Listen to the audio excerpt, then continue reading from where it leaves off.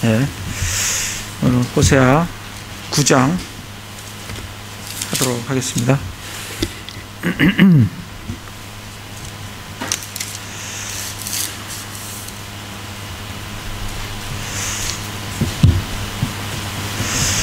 호세아 9장 계속해서 하나님께서 이제 에브라임에 대한 죄를 말씀하시고 그거에 대한 심판, 형벌에 대해서 계속해서 말씀을 하고 계십니다. 1절에 보면 오 이스라엘아 다른 백성같이 기쁨으로 인해 기뻐하지 말라. 내가 내 하나님을 떠나 음행의 길로 갔으며 모든 곡식마당에서 음행의 대가를 사랑하였느니라. 이 말씀이 무슨 말씀인지 다른 백성같이 기쁨으로 인해 기뻐하지 말라 이렇게 말씀을 합니다. 다른 백성이라는 것은 이방 백성들이에요. 그러니까 이방인들이 기뻐하는 것 같이 너희도 기뻐하지 말라는 거예요. 이방인들이 주로 기뻐하는 기쁨이 있어요. 그들은 뭘 갖고 기뻐하는지 그 기뻐하는 그런 기쁨으로 너희 기뻐하지 말고 너희 이스라엘 백성은 하나님으로 인한 기쁨으로 기뻐해야 되는데 하나님께서 너희는 다른 백성들 같이 그런 이방인들 같이 그 기뻐하는 그런 기쁨으로 너희들 기뻐하지 말라. 왜냐하면 너에게 이제 곧 머지않아 너희들이 하나님을 떠나 음행의 길로 갔고 모든 곡식마당에서 음행의 대가를 사랑한 그 대가를 너희들이 받게 된다. 그래서 징벌하는 날이 이르고 보응하는 날들이 이른다. 이런 이제 말씀을 하고 계십니다. 그래서 하나님께서 오 이스라엘아 다른 백성같이 기쁨으로 인해 기뻐하지 말라 그렇게 말씀을 하고 계십니다. 우리 누가복음 12장을 잠깐 보시면 세상적인 기쁨은 어떤 건가? 12장 15절에서 21절 말씀을 잠깐 보시겠습니다.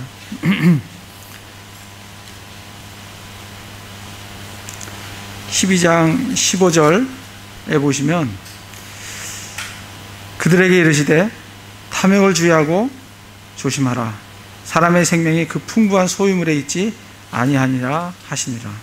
또 그분께서 그들에게 비유를 말씀하여 이르시되 어떤 부자의 땅이 풍성하게 열매를 내매 그가 속으로 생각하여 이르되 내 열매를 쌓아둘 것이 내게 없으니 어찌할까 하고 또 이르되 내가 이렇게 하리라. 내가 내 곳간을 헐고 더 크게 지어 거기에 내 모든 열매와 물건을 쌓아두고 또 내 혼에게 말하기를 혼아 내가 여러 해 동안 쓸 많은 물건을 쌓아두었으니 편안히 쉬고 먹고 마시고 즐거워하라. 이방인들이 하나님을 섬기지 않는 사람들의 주로 기쁨이 첫째 기쁨이 재물이 쌓아지는 거예요. 재물이 올라가는 거예요. 그거로 인해서 기뻐합니다. 우리 지금 한국도 마찬가지예요. 지금 모든 사람들이 관심이 뭐냐면 어떻게 하면 더 많은 재물을 쌓을까? 어떻게 하면 좀 더 풍부하게, 풍요롭게 살까? 이런데 지금 많은 생각들을 가지고 있습니다. 그런 거로 인해서 은행 잔고가 늘어나는 걸로 인해서 기뻐하고 즐거워하는 그게 뭐냐면 이방인들 같이 기뻐하는 것으로 기뻐하지 말라라고 말씀을 하고 계십니다. 다시 호세에 와서 이 호세에서 우리가 한번 이방인들이 어떤 것으로 기뻐하는지 좀 찾아보기를 원합니다. 2장 6절을 한번 찾아보겠습니다. 2장 5절을 보겠습니다. 2장 5절에 보면 이스라엘이 뭐로 기뻐했는지 하나님으로 기뻐하지 아니하고 뭐로 기뻐했는지 우리 좀 찾아보면 2장 5절에 보면 그들의 어머니는 창녀짓을 행하였고 그들을 수태한 여인은 수치스럽게 행하였느니라. 그들의 어머니는 이스라엘이죠. 이스라엘은 창녀짓을 행하였고 수태한 여인은 수치스럽게 행하였느니라. 그녀가 이르기를 이스라엘이 내게 내 빵과 내 물과 내 양털과 내 아마와 내 기름과 내 마실 것을 주는 나의 사랑하는 자들을 내가 따라가리라. 그러니까 지금 이스라엘은 자기에게 빵과 물과 양털과 기름과 이런 것들을 주는 바알신을 사랑하고 그것을 따라가겠다는 거예요. 그게 지금 이스라엘이 기뻐하는 그 기쁨이에요. 그리고 12절에도 보면 2장 12절에도 보면 그녀가 전에 자기의 포도나무와 무화과 나무를 가리켜 이르기를 말하기를 이것들은 나의 사랑하는 자들이 내게 준 보상이다. 이 나무들이 열매를 맺고 풍성하게 열매 맺는 그걸 보면서 기뻐하면서 이거는 내가 사랑하는 그 바알이 내게 준 보상이다. 그렇게 기뻐한다는 거예요. 호세아 4장을 보겠습니다. 4장에 보시면 12, 13절에도 보면 내 백성이 자기들의 나무 토막에게 조언을 구하고 그들의 막대기가 그들에게 밝히 말하나니 우상 숭배하는 거잖아요. 이는 해금의 영이 그들로 하여금 잘못을 범하게 하므로 그들이 자기들의 하나님 밑에서 떠나 음행의 길로 갔기 때문이니라. 그들이 산꼭대기에서 희생물 드리며 작은 산 위에서 분향하되 상수리나무와 포플로나무와 누름나무 밑에서 하나니 이는 그것들의 그늘이 좋기 때문이라. 그들이 왜 그 상수리나무에 가서 그 포플로 나무의 밑에 가서 누름나무 밑에서 왜 그 분향을 하냐면 그 그늘이 좋기 때문이라는 거예요. 그 우상숭배하는 게 우상숭배하면 뭔가 자기에게 풍요로운 게 떨어질 것 같고 하는 그런 게 있기 때문에 그거를 사모하고 좋아하고 그거를 사랑한다는 거예요. 그래서 그거로 기뻐하고 즐거워한다는 겁니다. 7장 3절을 보겠습니다. 7장 3절에 보면 또 어떤 기쁨이 있냐면 그들은 자기들의 사악함으로 왕을 즐겁게 하고 자기들의 거짓말로 통치자들을 즐겁게 하는 거다. 이 왕과 이 통치자들이 뭐로 즐거워하냐면 사악한 것으로 그리고 거짓말로 그런 걸 통해서 부를 축적하고 그런 걸 통해서 자기의 이익을 도모하는 그런 게 있기 때문에 왕과 이 통치자들이 그런 걸로 인해서 기뻐한다는 거예요. 그런 이방인들 같이 그런 기쁨으로 기뻐하지 말라라고 지금 말씀을 하고 계십니다. 다시 호세아 9장으로 와서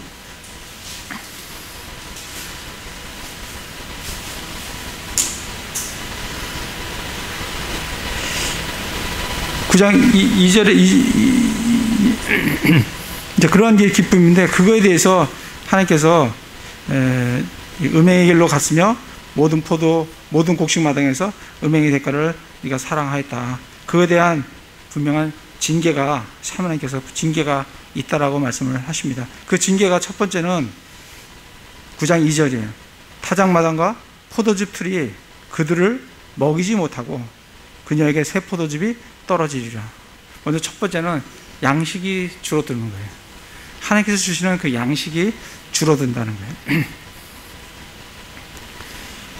우리가 8장 7절에도 보면 그들이 바람을 심었은즉 회오리 바람을 거두리라.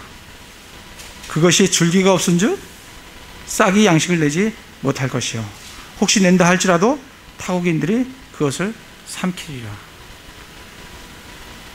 그래서 이들의 첫 번째 하나님께서 징계하신 것은 그들의 양식과 그들의 소출이 주는 거예요. 그래서 양식을 낸다 할지라도 타국인들이 그것을 삼켜버린다. 호세아 2장으로 가보겠습니다. 2장 8절에 보시면 내가 그녀에게 곡식과 포도즙과 기름을 주었고 또 그녀의 은과 금 곧 그들의 바알을 위하여 예비한 그것들도 내가 많이 더해 주었음을 그녀가 알지 못하는도다. 사실은 주시는 분은 하나님이세요. 하나님께서 그들에게 곡식과 포도즙과 기름과 은과 금, 그들의 바알에게 갖다 바치지만 그 갖다 바치는 그 금과 은도 하나님께서 주셨다는 거예요. 그러므로 내가 돌아가서 내 곡식이 나는 때에 그 곡식을, 내 포도즙이 나는 철에 그 포도즙을 제거하며 그녀의 벌거벗은 것을 가리기 위해 준 내 양털과 내 아마를 회수하리라. 하나님께서 회수한다는 거예요. 그러니까 음행으로 하나님을 떠나 영적 음행을 하고 그 다음에 육적 음행을 하는 그런 사람들에 대해서 하나님께 주신 것들을 회수하신다, 그렇게 말씀을 하고 계십니다. 4장 3절도 가보겠습니다. 4장 3절. 그러므로 그 땅이 애곡하며 그 안에 거하는 모든 사람이 들의 짐승들과 하늘의 날 짐승들과 더불어 쇠약할 것이요 참으로 바다의 물고기들도 없어지리라. 그래서 실제로 이스라엘은 정말 아시리아에 721년에 망하고 되게 되고 바벨론을 통해서 완전히 586년에 망할 때 정말 이스라엘이 70년 동안 황폐해지고 그렇게 되는 걸 볼 수가 있습니다. 하나님께서 그렇게 하시겠다는 거예요. 다시 호세아로 가서 첫 번째는 그렇게 양식이 줄어드는 거예요. 근데 그것만이 심판이 아니에요. 두 번째 심판은 3절에 보면 그들은 주의 땅에 거하지 못하고 에브라임은 이집트로 돌아가며 그들이 아시리아에서 부정한 것들을 먹으리라. 그들은 주의 땅에 거하지 못한다. 오늘 우리가 오전에 여호수아와 함께 이제 가나안 땅을 정복하러 가지 않습니까? 그 약속의 땅을 하나님은 뭐라고 하냐면 그 땅을 주의 땅이다, 그렇게 얘기를 하신다는 거예요. 그게 주의 땅이에요. 약속의 땅은 주의 땅인데 하나님께서 이스라엘 백성들이 그곳에 살라고 그 땅을 주셨는데 그들이 영적 음행을 하고 육적 음행을 하고 무지한 피를 흘리고 온갖 악행을 범하면 하나님께서 그 주의 땅에서 그들을 쫓아낸다는 거예요. 그래서 그들은 주의 땅에 거하지 못하고 약속의 땅에 거하지 못해요.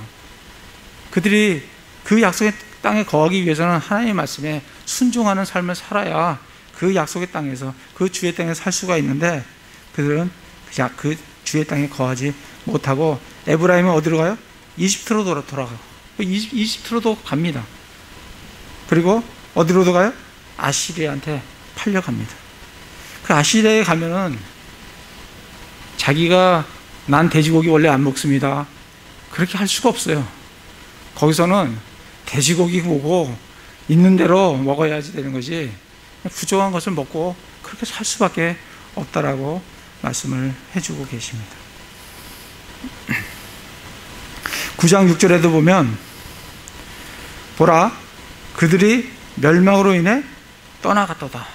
이스라엘이 멸망해서 그 땅을 떠나갑니다. 이집트가 그들을 모으고 어디로 가냐고요? 이집트로 가요. 일부는 이집트로 가고 대부분은 아시리아로 팔려갑니다.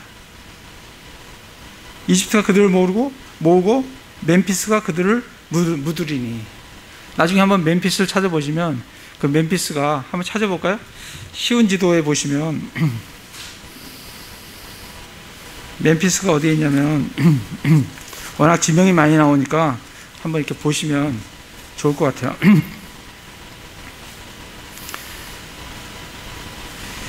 그 페이지 7페이지 하고 8페이지 있는 쪽을 이렇게 보시면 7페이지와 8페이지 그 경계선 딱에 보면 카이로라고 있죠. 이집트에 보면 카이로라고 있어요. 그 카이로 밑에 보면 높 이렇게 적고 가로 열고 뭐라고 되어 있어요? 엠피스 이렇게 되어 있죠. 그죠? 7페이지와 8페이지 그 경계선 보면 그 나일강이 쭉 내려오죠. 나일강이 쭉 흘러서 지중해로 흘러 내려갑니다. 거기에 삼각주가 있는데 라암셋이라고 있고, 그 밑에 보면 거기가 이제 고센 지방이죠. 이집트에 이제 이스라엘 백성들이 살던 곳이 거기입니다. 그 밑에 좀 내려오면 카이로라고 되어 있고, 그 밑에 보면 높, 가로 열고 엠피스. 그쪽으로 이스라엘 백성이 일부는 글로 간다는 거예요. 글로 가고 나머지는 아시리아로 팔려간다. 그래서 6절에 보라, 그들이 멸망으로 인해 떠나갔도다. 이집트가 그들을 모으고 멤피스가 그들을 묻으리니. 그렇게 이제 말씀을 하고 계십니다.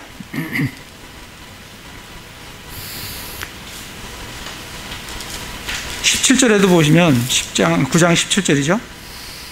그들이 내 하나님께 귀를 기울이지 아니하였으므로 그분께서 그들을 내버리시리니 그들이 민족들 가운데서 떠도는 자가 되리라.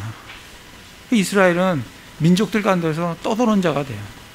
그래서 실제로 AD 70년에 로마한테 망한 이후에 1900여 년 동안 그들은 나라 없이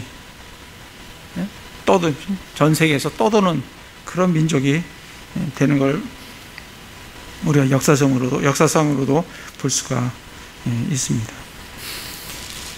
호세아 4장을 가보겠습니다. 4장 16절에도 보시면 이스라엘이 뒤로 물러서는 암송아지 같이 뒤로 물러섰으므로 이제 주가 넓은 곳에서 어린 양을 먹이는 것 같이 그들을 먹이리라. 이스라엘이 뒤로 물러서는 암송아지 같이 뒤로 물러섰어요. 뒤로 넘어졌다는 거예요. 백슬라이딩 했다는 거예요. 그래서 하나님께서는 주가 넓은 곳에서 어린 양을 먹이는 것 같이 그들을 먹이리라. 원래 하나님께서는 이스라엘 백성을 이 가나안 땅에다 놓고 너는 하나님의 거룩한 백성이요 특별한 보물이라고, 너는 이 온 세계에서 한 민족으로 여겨지지 아니하리라고. 민족이 한 200개 있는데 그 200개 중에 이스라엘은 한 민족이 아니에요. 그들은 하나님께서 특별한 백성으로, 특별한 보물로, 거룩한 백성으로 딱 삼으셨는데 이제는 어떻게 하시겠다고요? 주가 넓은 곳에서 어린 양을 먹이는 것 같이, 다른 민족과 같이 똑같이 그렇게 넓은 곳에서 그들을 먹이겠다, 흩어버리시겠다는 거예요. 그렇게 말씀을 하고 계십니다. 그게 이스라엘이 하나님께 범한 죄 때문에 그렇다라고 되어 있습니다. 호세아 3장을 가보겠습니다. 3장 4절에도 보면 이는 이스라엘 자손이 많은 날 동안 왕도 없고 통치자도 없고, 이 왕이 없고 통치자가 없다는 것은 나라가 없다는 거예요. 나라가 없이 그냥 전 세계를 떠도는 그런 민족이 된다는 거예요. 희생물도 없고 형상도 없고 에봇도 없고, 희생물도 없고 에봇도 없다는 거예요. 에봇은 제사장이 입는 겉옷이잖아요. 겉에 입는 건데 그것도 없다는 거는 이들은 하나님께 드릴 어떤 희생물을 드리는 그런 전도 없이 그렇게 떠도는 그런 백성이 될 거다는 거예요. 그런 뒤에 5절에 그 뒤에 이스라엘 자손이 돌아와 주 자기들의 하나님과 자기들의 왕 다윗을 찾고, 그리고 그 후에 하나님께서 이스라엘 백성을 저기다가 갖다 놓으시겠다. 그래서 이제 저기다 지금 갖다 놓으셨는데 이제 7년 대환란이 오게 되면 다시 한번 이스라엘을 흩고, 아직까지 갖다 놨는데 아직까지 이스라엘은 자기들의 하나님과 자기들의 왕 다윗을 지금 찾고 있지 않아요. 그래서 그게 7년 대환란을 거쳐서 그들은 자기들의 하나님과 자기들의 왕 다윗을 찾게 됩니다. 그때 하나님께서 이스라엘은 나의 백성이요 나의 아내요 나의 백성이다라고 백성으로 삼으시겠다고 그렇게 말씀을 하고 계십니다. 어쨌든 이 땅, 주의 땅에 거하지 못하는 것은 이 죄를 범하면 그 땅이 그 사람들을 토해낸다 그랬어요.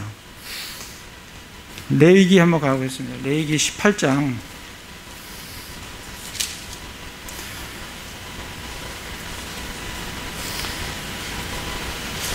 정말 우리나라는 어떤가? 정말 우리나라도 정말 하나님께서 이 땅이 우리나라 사람들을 토해내기 진짜 일보 직전이다라고 생각이 듭니다. 18장 22절에 보면 너는 여자와 눕는 것 같이 남자와 함께 눕지 말라. 이게 뭐예요? 동성애하지 말라는 거예요.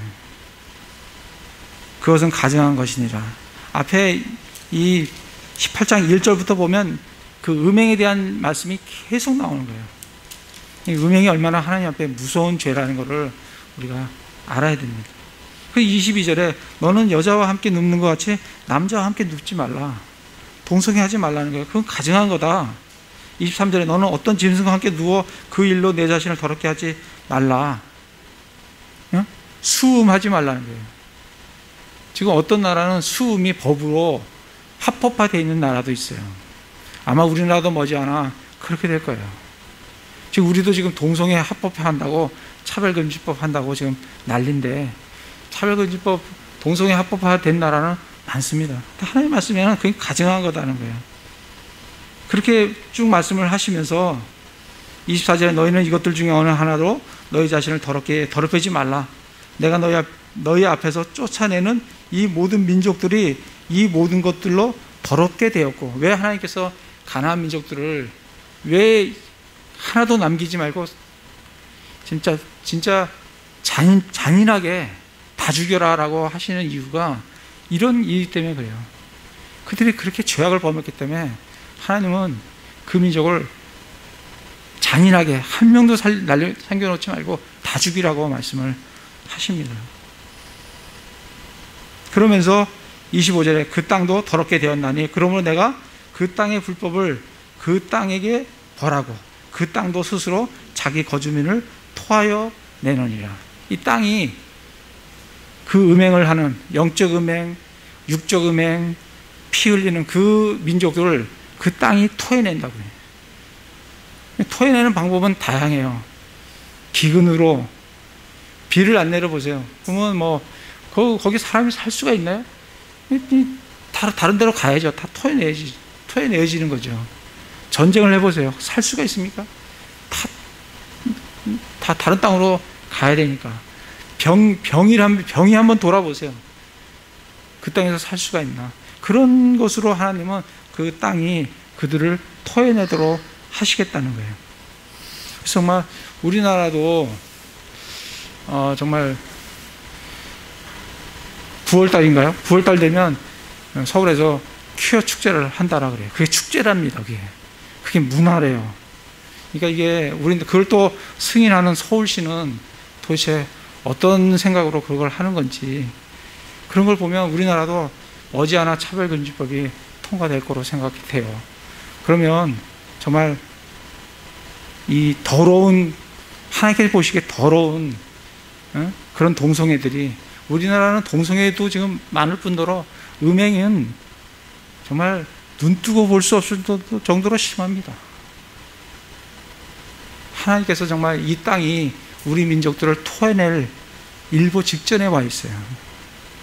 정말 우리 그리스도인들이 깨어서 이 세상과 분리된 거룩한 삶을 살지 않으면 우리도 함께 이 민족이 다 이 땅에서 토해냄을 받는 그런 결과가 될 걸로 생각을 합니다.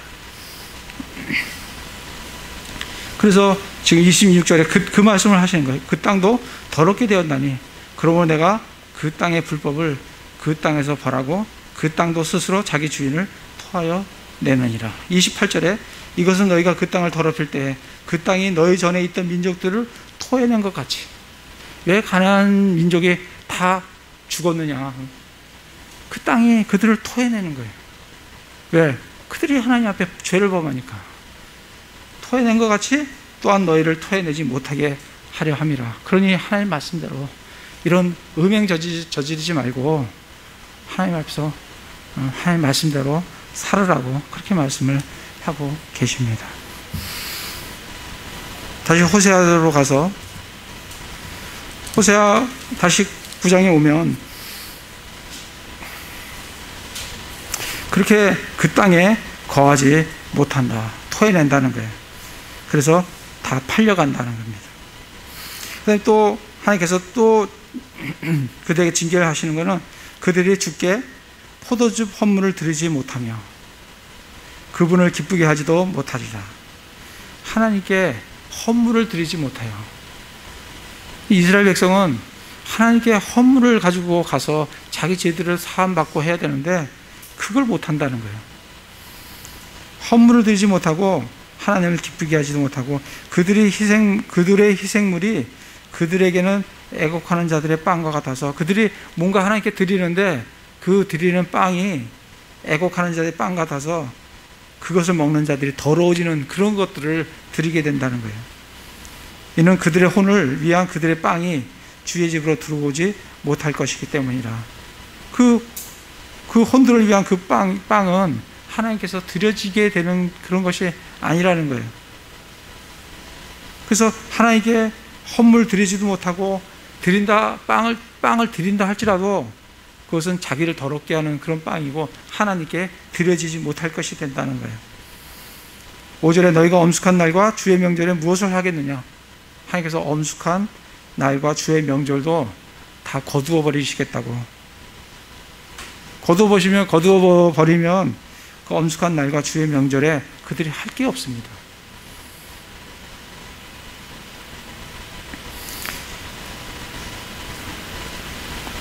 호세아 8장 13절에 보면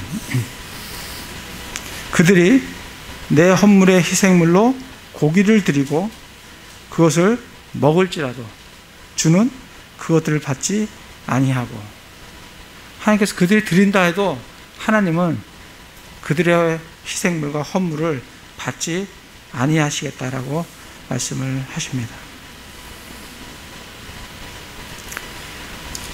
5장 6절로 가보겠습니다. 호세아 5장 6절에 보면 그들이 자기들의 양떼와 소떼를 끌고 가서 주를 찾을지라도, 그렇게 찾을 마음이 있어요. 근데 하나님께서 뭐라고 말씀하세요? 그를 만나지 못하게, 하나님을 만나지 못한다는 거예요. 그는 스스로 물러가 그들을 떠나는 거예요. 하나님께서 자기 스스로 돌아가 버리신다는 거예요. 그래서 정말 하나님을 찾기 이전에 먼저 죄에 대한 분명한 회개가 있어야 된다는 거예요. 그게 없이 아무리 하나님을 찾아봐야 하나님께서 헌물을 받지도 않으시고 또 만나지도 못하게 된다라고 말씀을 하고 계십니다. 아까 읽었던 3장 4절에서 많은 날 동안 왕도 없고 통치자도 없고, 그 다음에 희생물도 없고 애법도 없이 이스라엘은 거하게 된다.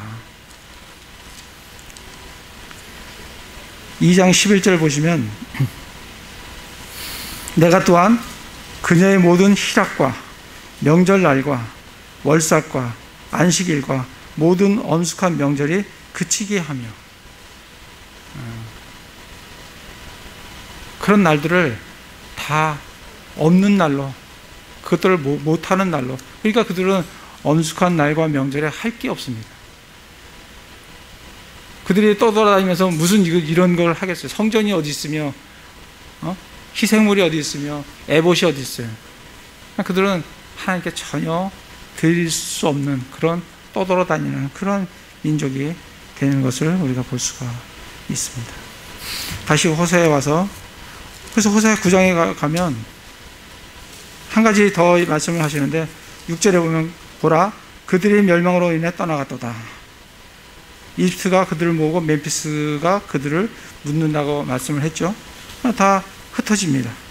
그들의 은을 두는 좋은 장소는 쇠기풀이 차지할 것이요 그들의 장막 안에는 가시나무가 있으리라. 은이라는 것은 아주 중요한 보물이잖아요. 보물.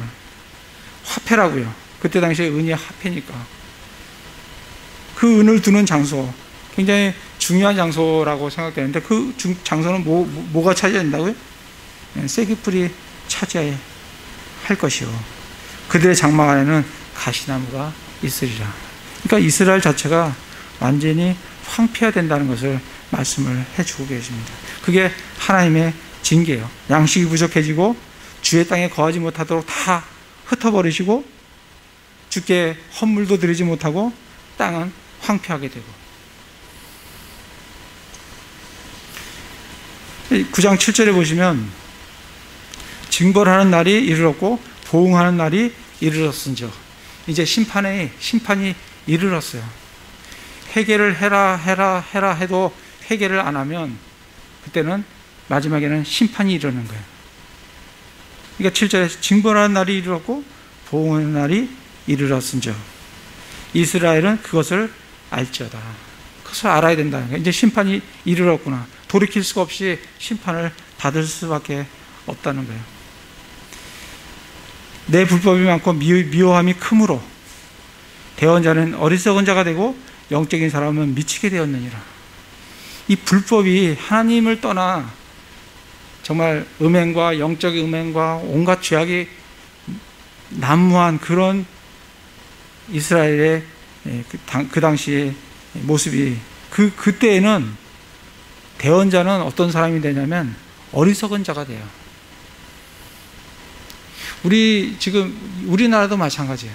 지금 이 시대에 하나님의 말씀을 그대로 전하는 사람은 참 어리석은 사람으로 여겨집니다. 디모데전서 6장에 너희는 먹을 것과 입을 것이 있은즉 만족할 것이라 라고 얘기를 하면, 요즘 시대에 누가 못 먹는 사람이 있습니까? 그거 갖고 어떻게 만족을 합니까? 그렇게 어리석게, 대언자들이 어리석게 돼요. 불법이 난무한 시대에는 그렇게 대언자들이 하나님의 말씀을 말씀 그대로 전하는 자들은 어떤 사람으로 여겨지냐면 어리석은 자로 여겨져요. 뿐만 아니라 영적인 사람은 미치게 되었느니라. 영적인 사람은 그 시대에 살려고 하면 정말 살기 싫어서 미칠 지경입니다. 불법이 난무한 시대에 영적인 사람이 살아가는 것은 정말 그 영적인 사람을 미치게 만드는 거예요. 즉 그 얘기를 하고 있는 겁니다. 대언자는, 불법이 난무한 시대는 대언자는 어리석은 자가 되고, 그리고 영적인 사람은 미칠 지경이에요. 왜? 너무 불법이 성행하니까. 8절에 보면 에브라임의 파수꾼이 내 하나님과 함께 하였으나, 에브라임 파수꾼은 대언자들이 파수꾼이에요. 이 파수꾼이 하나님과 함께 해요. 근데 이 대언자가 무슨 일을 하냐면 그 모든 길에서 새 사냥꾼의 올무가 돼요. 여기서 말하는 새 사냥꾼이 누구냐면 이스라엘을 잡아가는 아시리아예요. 아시리아에 함께 누가 올무가 되냐면 대언자가 올무가 돼요. 대언자가 그전에는 회개하라 해도 회개하지 않을 경우에는 이제 하나님의 심판이 딱 이루어져서 이제 이스라엘을 보내야 되겠다, 포로로 보내야 되겠다 하면 누가 올무의 역할을 하냐면 대언자가 올무의 역할을 합니다. 대언자가 새 사냥꾼이 새를 잡을 때 대언자가 올무의 역할을 해요. 그래서 예레미야 같은 사람이 뭐라고 해요? 유다한테, 이스라엘 백성들에게, 유다 백성이 너희는 이스라엘로 포로로 잡혀가라. 너희들 가야 된다. 이미 하나님께서 심판을 선고하셨기 때문에 너희들 가야 된다. 안 가면 죽는다. 그 올무의 역할을 하는 거예요. 유대인들은 왜 우리가 가냐? 하나님이 조금만 있으면 이 땅을 회복시킬 거다. 근데 예레미야는 아니라는 거예요. 너희는 가야 된다. 심판을 받아야 70년을 채워야 그리고 나서 너희는 돌아와야 된다. 그렇게 말씀을 하는, 얘기를 전하는데, 올무의 역할을 하는데, 그러니까 어떻게 돼요? 그의 하나님 집에서 미운 것이 돼요. 이스라엘 백성들이 이 대언자들을 싫어합니다. 이스라엘은 곧 회복될 겁니다. 좋아질 겁니다. 지금은 좀 어렵지만 잘 될 겁니다. 이런 대언자들을 좋아하지, 너희들 망한다. 곧 간다. 잡혀간다. 가라. 이런 대언자들을 싫어하는 거예요. 지금 시대에도 마찬가지예요. 지금도 교회에서 좋은 것만, 옳은 것만, 계속 복된 것만 얘기하는 대언자들을 좋아하지, 죄에 대한 심판이 있습니다, 지옥이 어떻습니다, 이런 걸 하는 목회자들을 참 싫어한다 그럽니다. 아모스를 가보겠습니다. 그 예를 들어서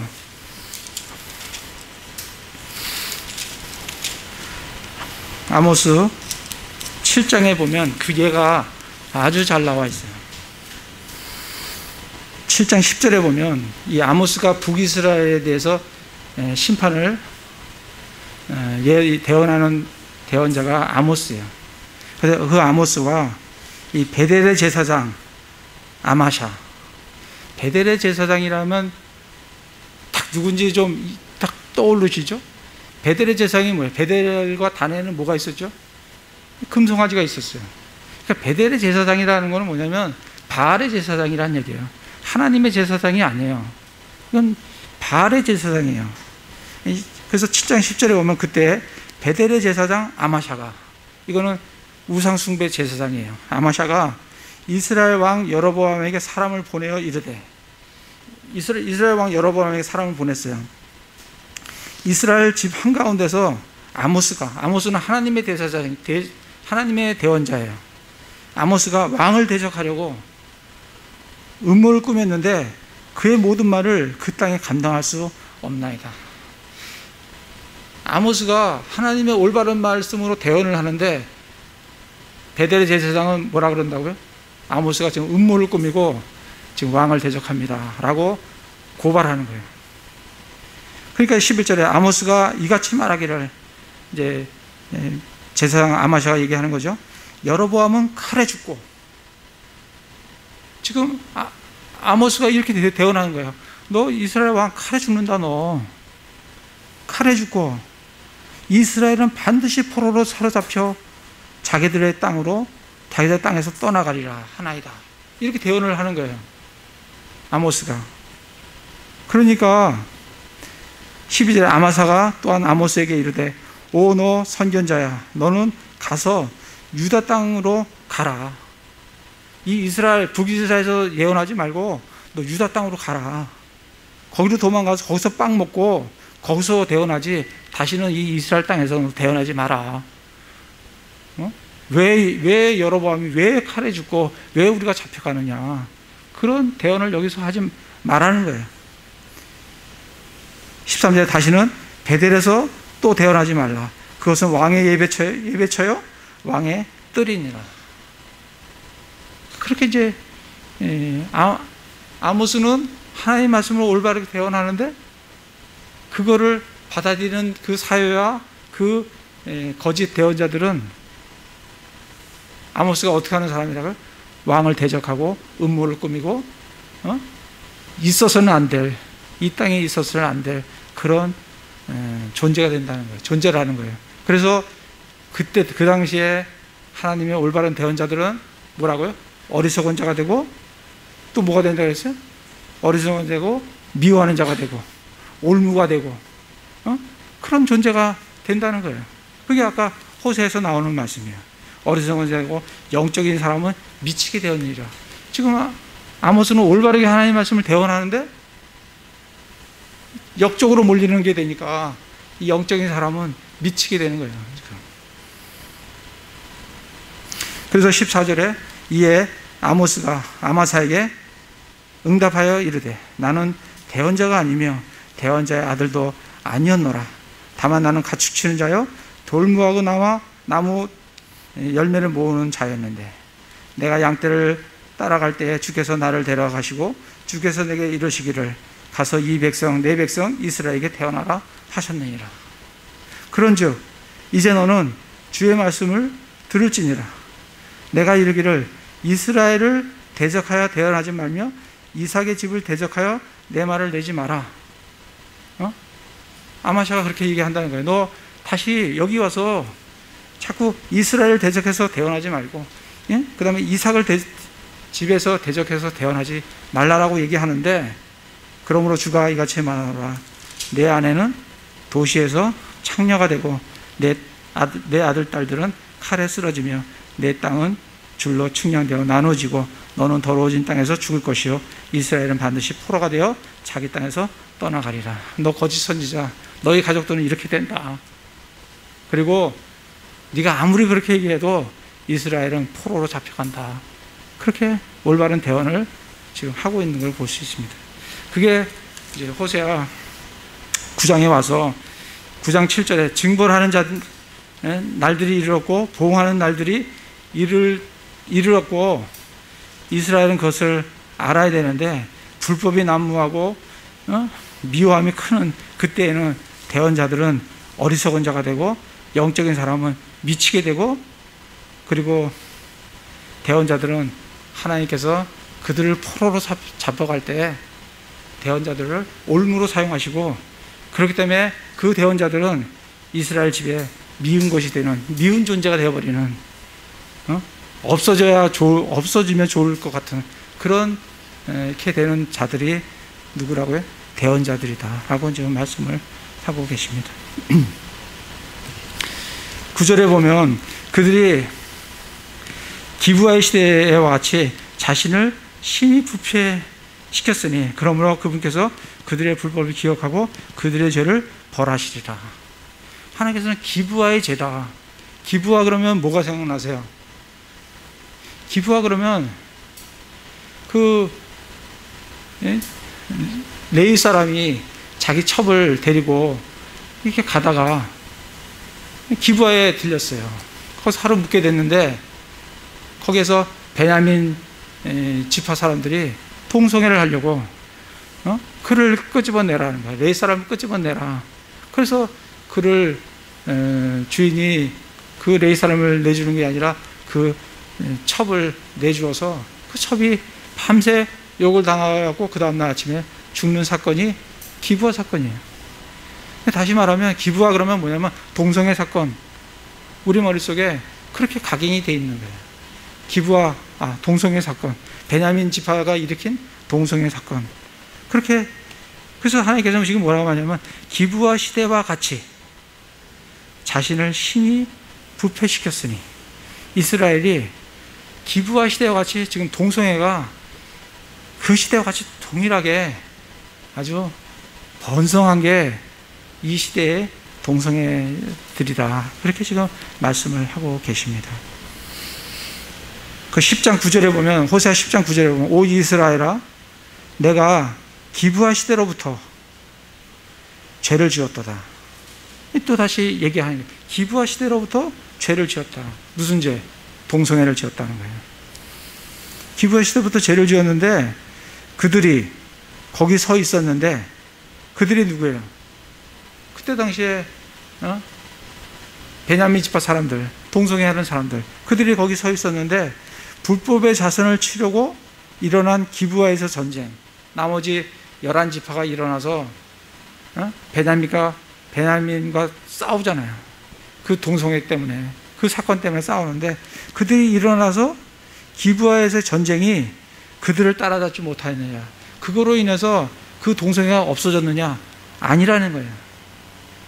지금 너희들한테 그대로 다시 그 기브아의 그 부패함이, 그 동성애가 너희들에게 지금 그대로 있지 않느냐? 따라잡지 못했다. 그거로 인해서 베냐민 지파가 남자가 600명만 있고 나머지 다 죽었습니다. 그러는데도 그 동성애는 따라잡았느냐? 동성애가 안 없어졌다는 거예요. 지금 동일하게 지금 북이스라엘에 동성애가 있다라고 지금 말씀을 하고 계시는 겁니다. 호세아 5장 8절에 가보겠습니다. 지난번에 우리 이 말씀을 했었어요. 5장 8절에 보면, 너희는 기브아에서 코넷을 불고 라마에서 나팔을 불며 베다웬에서 크게 외쳐 이르기를 오 베냐민아 너를 쫓아온다 하라. 기브아에서 코넷을 불고 라마에서 나팔을 불고 베나에서 크게 외쳐 이르기를. 이 기브아, 라마, 베다웬이 다 어디 지방이에요? 베냐민 지파에 있는 지방 도시들이에요. 여기는 동성애가 가득 있는 거예요. 그러니까 외쳐 이르기를 오 베냐민아 너를 쫓아온다 하라. 그게 이제 그때 제가 말씀드리기를 오 베냐민아 너를 쫓아온다 하라, 이 말씀이 영어로 보면 제가 거기 써놨죠. After the O 벤자민. 이 D가 THE가 뭐냐면 U의 U. After U예요. 그러니까 After U. O 벤자민. 그러니까 After U라는 게 뭐냐면 당신 먼저 하세요. 내가 뒤에 하겠습니다. 그게 After U라고요. 그러니까 After the O 벤자민. 벤자민아 네가 먼저 해라. 내가 다음에 할게. 그게 무슨 의미예요? 벤자민아 네가 먼저 동성애 해라. 내가 너 뒤따라서 너 뒤따라서 내가 할게. 그 의미라는 거예요. 그래서 경고의 나팔을 불라는 거예요. 그걸 지금 계속해서 지금 기브와 얘기를 하나님께서 5장에서 9장에서 10장에서 얘기하는 이유는 이때 당시에 이 북이스라엘이 동성애로 가득 채워져 있다는 것을 우리에게 알려주고 계시는 겁니다.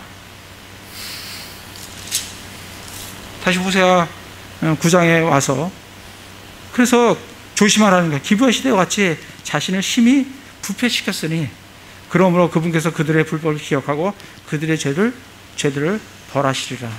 심판하시겠다는 거예요. 10절에 내가 광야에서 포도를 만난 것 같이 이스라엘을 만났으며 무화과 나무에서 처음 맺힐 때에 처음 익은 열매를 보는 것 같이 너희 조상들을 보았으되. 하나님께서 처음에 이스라엘을 만났을 때 그들을 어떻게 보았다고요? 광야에서 포도를 만난 것 같이. 광야에서 포도를 만나면 얼마나 기쁘겠어요. 그 먹을 게 없는 그 광야에서 그 포도를 만나면 그게 얼마나 값진 거겠냐고요. 하나님은 그렇게 보신다는 거예요. 이스라엘을 광야에서 포도를 만난 것 같이, 무화과 나무에서 처음 맺힐 때에 처음 익은 열매를 보는 것 같이 너희 조상들을 보았는데 그들이 바알 부올에게로 가서 자신을 분리하여 그 수치로운 것에 이르렀으며 그들의 가증한 일은 그들의 사랑한 그대로니라. 그럼 또 바알 부올은 뭐야? 이 바알 부올 사건은 우리 민수기 한번 가보겠습니다. 민수기 25장에 보시면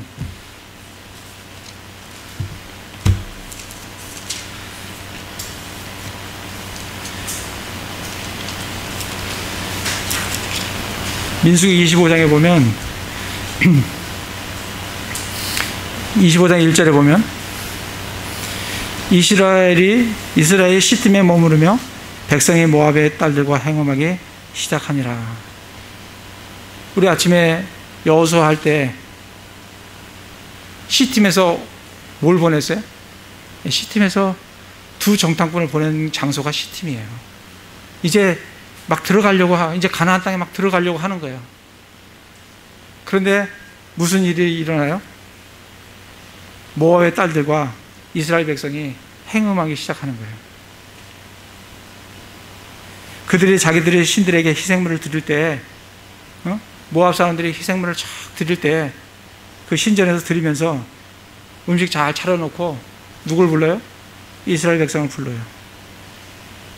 그러니까 거기서 먹고 그들의 신들에게 절하고 거기에 있는 신전에 있는 창녀들과 간음을 하고, 그게 바알 부올 사건이에요. 그거로 인해서 하나님이 이스라엘 스스로 바알 부올에게 연합하였으므로 주의 분노가 이스라엘 향해 타오르다. 그래서 하나님께서 주께서 모세에게 이르시되 백성의 모든 우두머리를 붙잡아 해를 향하여 주 앞에 목매어 달라. 우리 우두머리들을 잡아갖고 해를 향한다는 건 뭐예요? 대낮에 그 죄에 대한 징계를 하라는 거예요. 목을 매달아 죽이신다고요. 그때 몇 명이 죽어요? 9절에 보면 그 재앙으로 죽은 자가 24,000명이에요. 하나님께서 이 영적 음행과 육적 음행으로 인해서 얼마나 그걸 정말 진노하시고 분노하시는지 우리가 알 수가 있습니다. 이 사건이 뭐냐면 바알 부올 사건이에요. 근데 이 바알 부올 사건을 누가 조장했냐면 민수기 31장 가볼까요? 나중에 이스라엘 백성이 이 미디안 백성들을 이제 다 죽이는데 8절에 보면 미디안의 다섯 왕이며 또 부올의 아들 발람도 칼로 죽입니다. 이 발람이 저주하지 말라고 했는데 저주해달라고 발락이 청했을 때 이제 계속 저주는 안 나오죠. 계속 축복의 말을 하는데 그가 축복의 말을 하다가 나중에 16절에 보면 31장 16절에 보면 보라 이들이 발람의 조언을 따라 발람이 미디안 백성들에게 모압과 함께 그들에게 뭘 해요? 조언을 준다고요. 어떻게? 이스라엘 자손을 하여금 부올의 사건에서 주를 대적하고 범법하게 하여 주의 회중 가운데서 재앙이 있었느니라.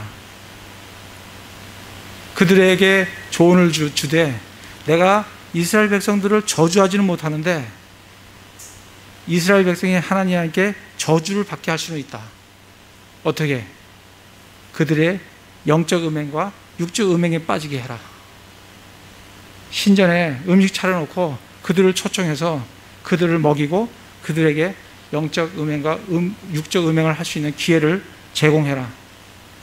그러면 그들이 축복받은 백성임에도 불구하고 하나님께서 그들을 치실 것이다 라고 조언을 주는 거예요. 그게 누가 줬다고요? 발람이 줬다고요. 그래서 발람을 죽이는 거예요. 거기서 지금 조언을 줬다고 하잖아요. 16절에 보라 이들이 발람의 조언에 따라 그렇게 했다는 거예요. 그래서 그 바알불 사건으로 24,000명이 죽는 거예요. 다시 호세아로 가서 그래서 하나님은 지금 10절에 그 얘기를 하고 있는 겁니다. 그들이 바알불에 가서 자신을 분리하여 그 수치스러운 것에 이르렀으니 그들의 가증한 일은 그들이 사랑한 그대로니라. 그들이 왜 그렇게 이스라엘이 왜 그런 가증한 일들을 했느냐? 발람이 조언해서 그런 거냐? 물론 발람이 조언해서 그것도 이유가 되지만 하나님께서는 그렇게 말씀하지 않으세요. 조언한 발람은 조언을 했기 때문에 죽임을 당하지만 이스라엘 백성이 그것을 사랑했다는 거예요. 그 얘기를 지금 하고 있는 거예요. 그들의 가증한 일은 그들이 사랑한 그대로니라. 내가 왜 죄에 빠지냐? 우리가 왜 죄에 빠지냐? 사탄이 우리를 유혹했다. 세상이 우리를 유혹했다. 그것도 이유가 되지만 근본적인 이유는 내가 그것을 사랑하기 때문에 그렇다라고 성경에서 말씀을 해주고 계십니다. 왜 내가 죄에 빠지느냐? 내가 그 죄를 내가 사랑한다는 거예요. 그래서 하나님께서 그렇게 말씀하시는 거예요. 그들의 가증한 일은 그들이 사랑한 그대로니라. 그들이 사랑하기 때문에 그 죄에 빠진다는 거예요. 그게 바알불의 사건이에요.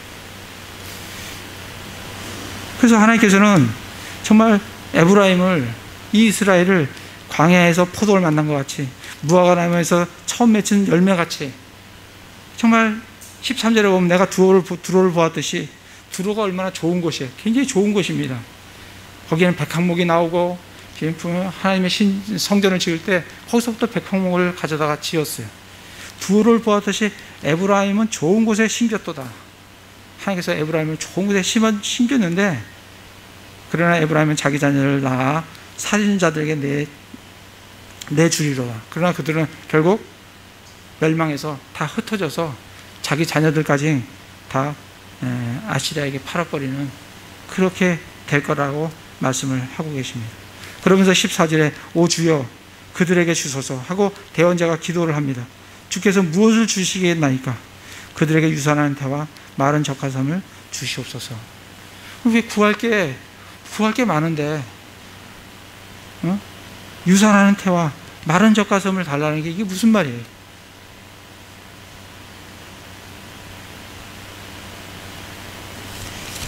마태복음을 잠깐 가볼까요?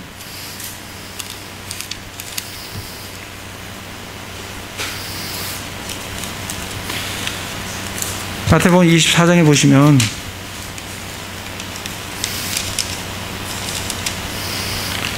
마지막 때가 되면 7년 대환란 때 들어가면 예수님께서 그렇게 말씀하십니다. 마태복음 24장 20절에 보면 19절에 보면 그날에는 아이 벤 자들과 젖먹이는 자들에게 화가 있을지로다. 물론 그때 당시에 북이스라엘이 아시리한테 잡혀갈 때도 아이 벤 자와 젖먹이는 자에게는 화가 있어요.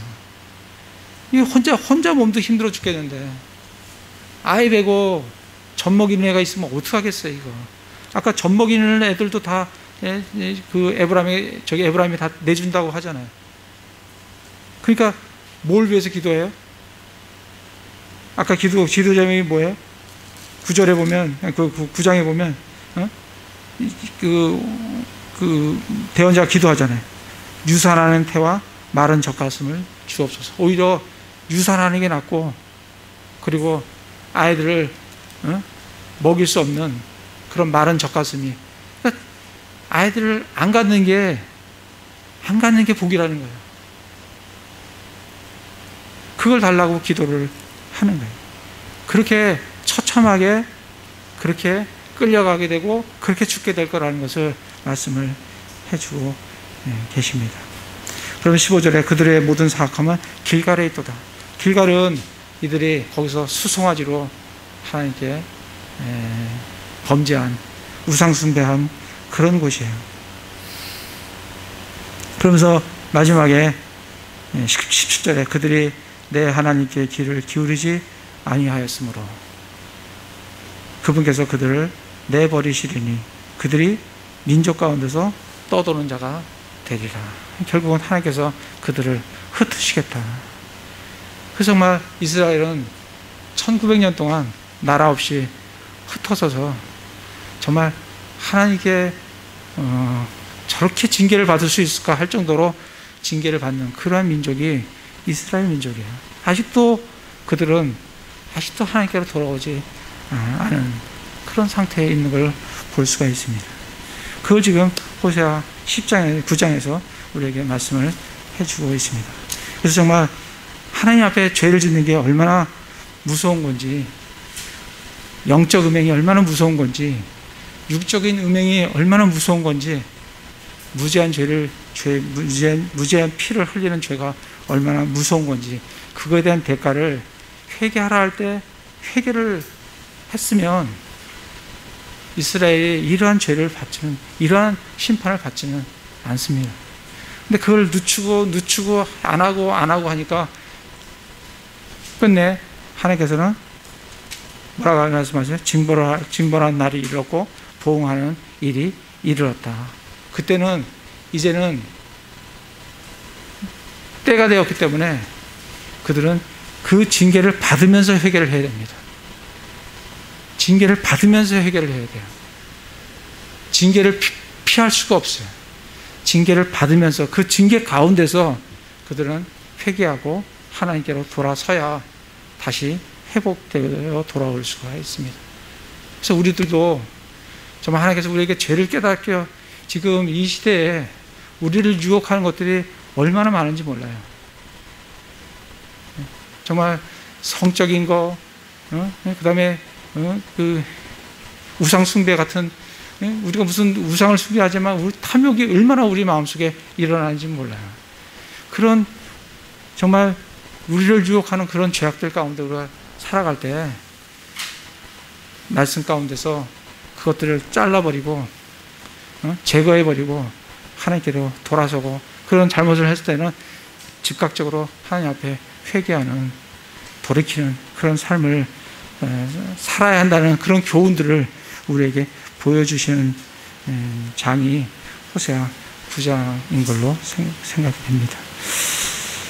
그래서 그러한 정말 어려운 이 세상에서 정말 하나님을 바라보면서 거룩한 분리의 삶, 이 세상으로부터 떠난 거룩한 분리의 삶을 살아가시는 형제 자매님들 다 되시기를 기도를 드립니다. 네, 제가 기도하겠습니다.